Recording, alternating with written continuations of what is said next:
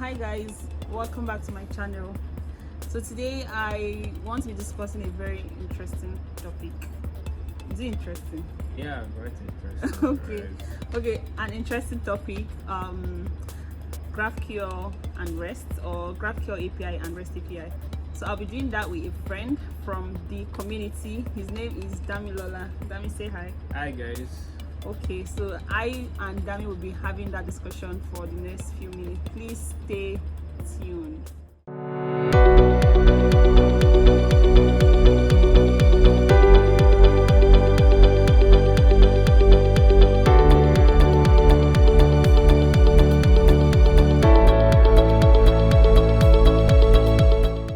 Like I said, we're going to be comparing and contrasting REST API and GraphQL API. So we're going to be having discussions on maybe advantages, similarities, use cases, and whatnot. So I will be asking Dami questions on the GraphQL part, and I will be responding on the same questions on the REST part. Okay. So the first question I have in my book is the definition of REST and REST API and GraphQL and GraphQL API.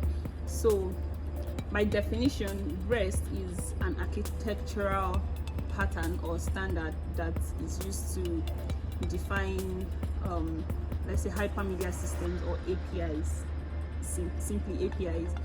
Now, a REST API is any web API or web service that conforms to this architectural standard. Those architectural patterns like 6 REST API principles, which is client server, you have stateless, you have cacheable, you have uniform interface, you have layered system, then you have code on demand, and code on demand is the optional one out of them. So any API that conforms to these 6 principles is a REST API.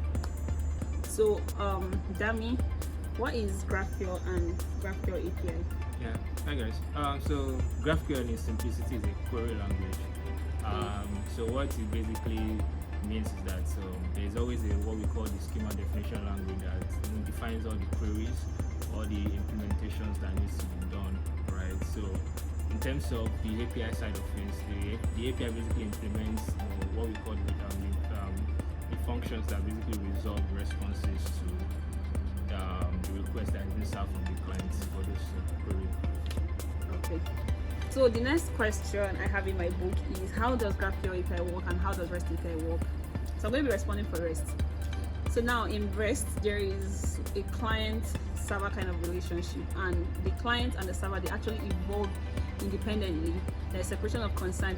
The client does not care what is happening on the server and vice versa. So what happens is that the client makes a request to the server. So the client sends an HTTP request over an HTTP protocol to the server, and the server responds with the HTTP response back to the client. For example, if the client wants to get something like the list of books and their authors, the client is going to make one request to the server to fetch them the list of books. So the server is going to respond with that response. Then the client is going to make additional requests to get the author of each book. So let's say we have at least 3 books on the server, so the client is requesting for that. So the client is going to make one call to the server, and the server is going to respond. Then the client is now going to make additional 3 calls to get the authors for each book, sending the ID of the book, and the server is also going to respond. So in total, you're going to have the server is going to have 2 endpoints. That's one endpoint that is going to return the list of books, and the other endpoint is going to return the list of authors for a particular book. So that's basically how REST APIs work. So now for GraphQL. Alright, so for GraphQL, it's still there's some similarities in terms of using the use case of the client server architecture. So but in this case, GraphQL does basically work with one endpoint, and in that there's also different operations you can have. But these operations are basically dependent on the schema definition language that I initially talked about. So the schema definition language tells you the kind of inputs that each operation will receive and the kind of responses you should expect. So the client doesn't need to work with the schema definitions, and you make your calls and everything you need you get. And what's interesting about GraphQL is that you solve the problems of overfetching or underfetching. So if you just need a book, you get the book. If you need extra things like related authors, you can always specify that in your schema definition language to retrieve the authors related to a book, and you get that in a single payload. You don't need to make multiple calls and all of that. So that's one thing about GraphQL. Okay, so are you saying that if I want to make a call to the server, I just have to specify the data I want, and the server is going to respond with that? Yes. Okay, so GraphQL has just one endpoint. Yeah, but multiple operations can be defined on it. Okay, the next question is, how is a URL built? So REST URLs are usually entity based, like entity and sub entity based. Entity is like a book. A book is an entity, an author is an entity, but a book's author is a sub entity. So in this case, an author is a sub entity. So as an example, if you want to design the URL for getting the list of books, it's usually going to be something like your domain name / books. And if you now want to get the author for the book, it's now also going to be something like your domain name / books / the ID placeholder, then /author. So in this case, the authors is going to be the sub entity, and the entity is going to be books. So REST APIs are usually entity, their URLs are usually defined according to the entity that the client is requesting for. So how about for GraphQL? In contrast to how REST operates, which is like entity based and you have to have multiple URLs, for GraphQL you just have to have a single URL, but in terms of multiple URLs you have multiple operations. These operations are basically conforming to the schema definition as I earlier mentioned. So let's say you want to have books, you can basically have an operation that resolves books responses for you, and even in that operation you can always get related entities such as author, and you pass it down to the clients, and it basically works in that way. Okay, so but how is the URL actually defined, like that single URL? Okay, basically when you spawn up a GraphQL server, depending on the framework you're using, most of them are defaulted to like your host name, which is your server, and /GraphQL, and you basically have access to the operations that you can call on GraphQL. Okay, that makes life easy. Yeah. The next question that we'll talk about is some advantages and disadvantages of REST versus GraphQL. Okay, let me start from the disadvantages of REST. The first disadvantage is like there are too many round trips to the server, too many trips to the server. For each request you need, you have to make a trip to the server to get it. And another disadvantage of REST over GraphQL, or to GraphQL, is the overfetching and underfetching thing. Like you have to return a list of books, and maybe the client just needs the name of the book and the ID, but the REST endpoint is going to make you it's going to return like every property associated with the book. Then for underfetching is the client may be making a request and that is not contained in the response. So for the client to be able to get that, they have to like make another change to the endpoint, which is like creating another version. So that's another disadvantage of REST API, the versioning thing. You have to like keep versioning your APIs. And another, that's all I have. Then the advantages of REST over GraphQL. Well, we know that GraphQL is coming to solve the problems of REST, but REST still has some advantages over GraphQL, and one of it is the HTTP status code. Like with REST, there's always like we have the HTTP status code. Like if the response is successful, you return 200. If the client is sending a bad data or bad request, you can return 400. And that's like an advantage with REST over GraphQL.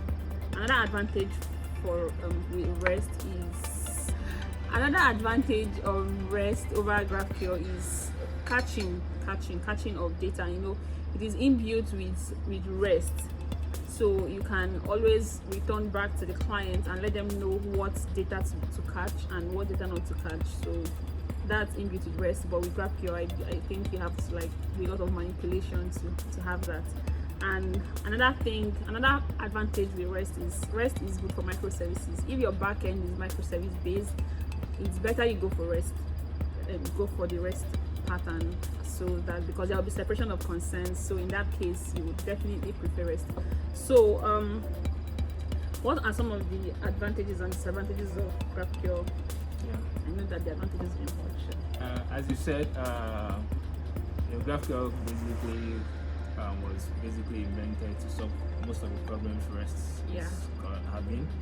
And one thing that is really very primary advantage is like the problem of underfetching and overfetching.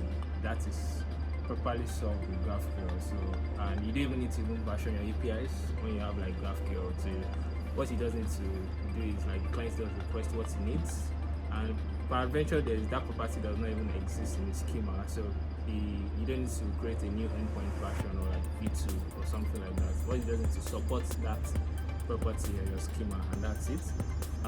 So it saves you the hassle of versioning your APIs. You still have one endpoint, and you can also easily deprecate properties on your GraphQL implementation. So let's say you want to like not support a particular property, or you want to not support a particular data response, you can always deprecate that. So that makes a lot of sense. One thing that is really particular in terms of the issue GraphQL has is, it has a lot of various issues, but one thing is like the error handling is a problem with GraphQL, because most of the responses are actually like 200, because you have to find a way to handle your response and your errors properly for the client to be able to know what has happened so far.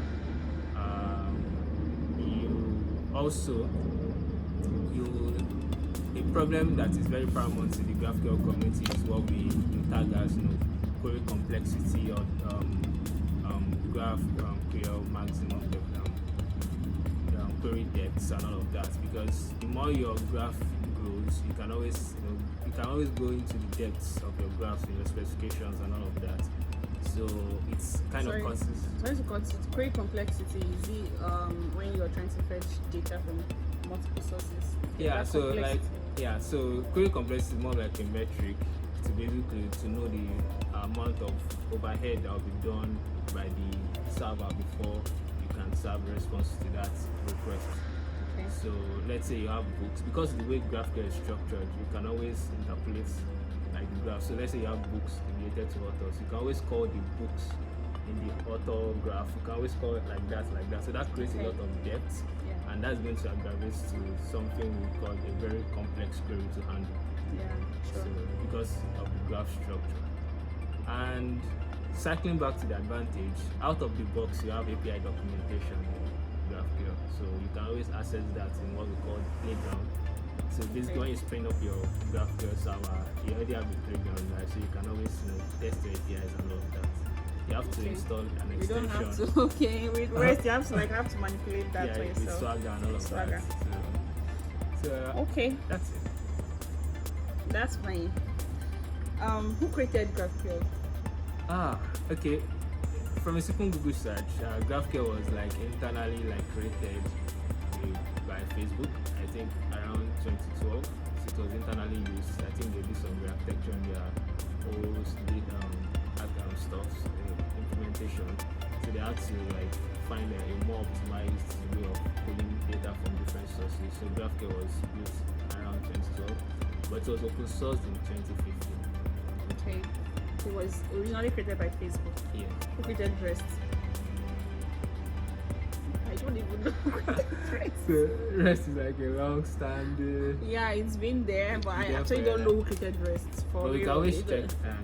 Yeah, you can check Google for that one. Database support. I mean, is there REST? Can I use NoSQL databases and SQL Absolutely, databases? you can actually use NoSQL. You can use any type of database. Okay, that's just like in REST. You can actually use SQL or NoSQL database. Depends on the language or framework you're using. Yes. For example, if you're using JavaScript, Node.js, you can use NoSQL. Yeah. Now you mentioned Playground. So Playground is like an out-of-the-box API testing tool for GraphQL. It's not like an API testing tool. It's more of like API Documentation. Oh, documentation. So one API testing tool that can we use for? Well, Can we use like Postman, Swagger, like you can use for REST? yeah, like in circling back to what I mean by Playground. So it helps you to document, and it also helps you to test. Tests. So it's like use case for Playgrounds. But you can always use external. Yeah, something testing. Alter. Is it Alter? The Alter. Yeah, it's called Alter. It's more like an open source tool. So you can also use Postman, because Postman has support for Support for GraphQL, Postman but has it's support not for as robust as some of these new Alter and all of that. Okay, that is fine. So so in REST we have some HTTP verbs like post, get, delete, patch, put. If you want to get data, you use the get HTTP verb. Yeah. So I'm sure that does not exist in GraphQL. So what exists in GraphQL via HTTP verbs? Okay. Basically, we don't have things like HTTP right in GraphQL. We have operations. We have the mutation. We have the query and the subscription. So mutation does like write operations for you on your server. Query does like get operations for you. While subscription is slightly different. It's basically use it for pub/sub, event-driven implementations like that. So that's what it is. So just like subscription is like if there is an event, then it's response to that event. Yeah. It's a response. Yeah. Okay. So I know we already discussed about status codes and all. So with REST we have the different HTTP status codes that you can always return to the client based on whatever is happening, But for GraphQL you have just the 200 status code as long as the server is up. Yes. So what do you do like if you want to return maybe an error or something? It actually depends on the framework you're using. So on the underhood it's always 200. But if you are using things like let's say Apollo, which is like used for the JavaScript community, like that's the framework used to write build GraphQL APIs, you have error extensions that are provided out of the box that you can use to handle different types of errors you want. So those specifies different error codes that your clients can basically work with. Okay, that makes sense. But REST is better in that regard anyway. Anyway. So the last question that I have here on my paper is the use cases. Like, as a developer, when should I be building an API and decide that I want to use GraphQL? Okay. I want to go with GraphQL. So what are the use cases? That's quite an interesting one. But one use case I would say is like, let's say you have a mobile client that does your client for your server is only a mobile, and you have to serve different views. Okay. So you can basically use GraphQL such that each views can depend on try to retrieve different types of data. So when you're using GraphQL, you can just have one operation being implemented, maybe a mutation or a query, and you can always get as much as you want, any type of data or any type of property for that data in different views for your mobile client. You get, so that makes it very lightweight. So for lightweight applications, you can use GraphQL. For large-scale applications where you need to pull data from different sources, let's say you are depending on a microservice, you are depending on your database, on one other legacy system somewhere, and you need to aggregate those data. And also make a REST API call. Yeah, it does depending on it. That's kind of close to your own. Okay, so whenever you are trying to pull data from different data sources, yeah, you can aggregate them. And decide to go with GraphQL. Yeah. For REST, I think if your backend is microservice based, I think going with REST is since that's one of the advantage of using REST over GraphQL. So if your backend is microservice based, I think you should go with REST paradigm or pattern. So the programming languages that we can use to build for both, I believe REST supports any language: Java, JavaScript, .NET, PHP, whatever. Yeah, you So- can. Yeah, you can actually build with different types of languages depending on the framework you eventually. Including .NET. Eh? Including .NET. Yes, you can actually do that. So you can always do that. So But personally, I use GraphQL, which is a GraphQL framework written with TypeScript, so for server-side. okay. But you can use anything. All right, that makes sense. So basically, this is the end of the session for us. Thank you. And if you want to learn more about GraphQL, please check the links I'm going to drop in the description below. And please do not forget to give this video a thumbs up and please Subscribe to our subscribe. channel. Yes, subscribe to this channel, please. Yeah. Thank you guys for watching. Bye bye.